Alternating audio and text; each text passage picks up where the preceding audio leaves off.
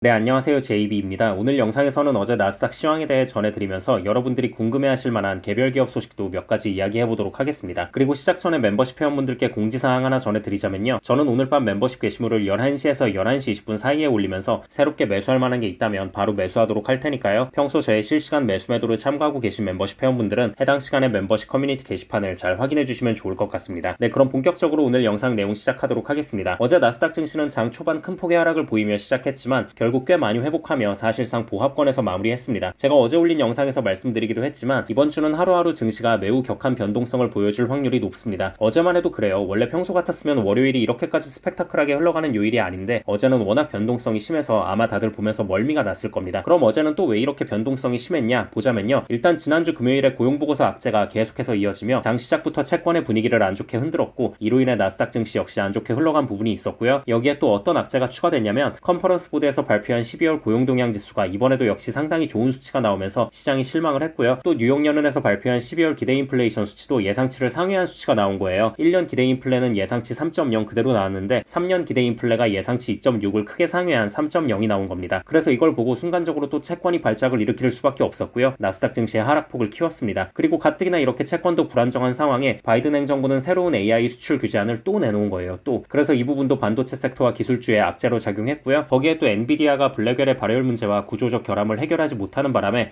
빅테크 기업들이 주문을 연기한 것 같다는 소식까지 전해지면서 증시는 안 좋게 흘러갈 수밖에 없었습니다. 자, 그런데 시간이 갈수록 채권도 안정을 찾고 증시도 하락폭을 많이 회복하면서 마무리했는데 이건 어떻게 가능했냐면요. 뉴욕연은이 발표한 자료의 세부 내용을 보니까 이게 또 마냥 그렇게 안 좋게 볼 필요는 없다는 게 드러난 겁니다. 일단 주거비가 작년 8월 이후 하락 추세라는 게 다시 한번 확인됐거든요. 8월까지만 해도 7.3% 상승하던 게 지금 5.5% 상승까지 내려왔습니다. 물론 5.5% 상승도 여전히 심한 거죠. 하지만 그 끈질기던 주거비가 이렇게 둔화 추세에 있다는 걸 시장은 좋게 받아들였고요. 그리고 CPI도 CPI지만 연준이 인플레 벤치마크로 삼고 있는 PCE에서 좀 더 높은 비중을 담당하고 있는 의료비도 작년 12월 9.1%를 기록하던 게 5.8%까지 내려온 점도 시장에선 좋게 본 것 같고요. 그리고 여기에 일자리에 대한 긍정적인 기대 심리도 10월 56%를 기록했던 게 지금 50.2%까지 내려와서 여전히 기대 심리가 높은 편이긴 하지만 그래도 어느 정도는 둔화 추세에 있다는 게 밝혀진 부분 역시 시장은 좋게 받아들인 것 같습니다. 뭐 다 떠나서 채권 가격이 워낙 매력적인 구간까지 하락한 상태이기 때문에 저가 매수세가 순식간에 유입됐을 확률이 가장 높고요. 그리고 개별 기업 소식으로 엔비디아 이야기부터 좀 해보자면요. 정말 이 블랙웰 발열 이슈는 지긋지긋합니다. 지긋지긋해. 작년 하반기부터 계속 우리를 괴롭히고 있습니다. 하지만 어제 엔비디아는 해당 이슈로 인한 장 초반의 하락폭을 어느 정도는 회복하며 마무리하는 모습을 보였는데요. 물론 채권이 안정을 찾으면서 주식시장에 전체적으로 매수세가 들어온 부분이 가장 큰 영향을 끼쳤습니다만 제가 봤을 땐 시장이 이런 기대도 하고 있는 것 같아요. 빅테크 기업들의 블랙웰 주문이 뒤로 밀렸을 수는 있는데 그래도 주문을 아예 취소한 건 아니다. 그리고 여전히 엔비디아 선호도는 매우 높다. 실제로 마이크로소프트는 블랙웰 발열 이슈 때문에 블랙웰로 잡혀있던 주문량을 이전 세대 제품인 호퍼칩으로 돌렸다고 언급하기도 했으니까요. 그래서 아무튼 빅테크 기업들이 주문을 아예 취소해버리고 환불 요구를 하면 모르겠는데 뭐 그 정도까지는 아니고 기꺼이 기다림을 감수하면서도 여전히 엔비디아 칩을 원한다는 점, 그리고 설령 블랙웰이 계속 문제가 생기더라도 그 이전 세대 제품인 호퍼칩에 대한 수요는 여전히 매우 강력하다는 점을 좋게 보고 매수세가 들어올 수 있었던 것 같습니다. 그리고 또 테슬라도 장 초반은 하락했지만 결국 상승으로 마무리했는데요. 일단 장 초반에는 채권 금리의 압박을 받을 수밖에 없었습니다. 하지만 장 막판에 어떤 소식이 들려왔냐면요. 트럼프가 취임 첫날부터 암호화폐 관련 행정명령을 실시할 수 있다는 소식이 전해진 거예요. 그래서 해당 소식과 함께 비트코인은 순식간에 급등했고요. 비트코인과 테슬라가 직접적인 관계는 없지만 그만큼 트럼프 행정부의 의지를 볼 수 있는 대목이었고요. 테슬라는 지금 트럼프 테마주로서의 성격도 띠고 있기 때문에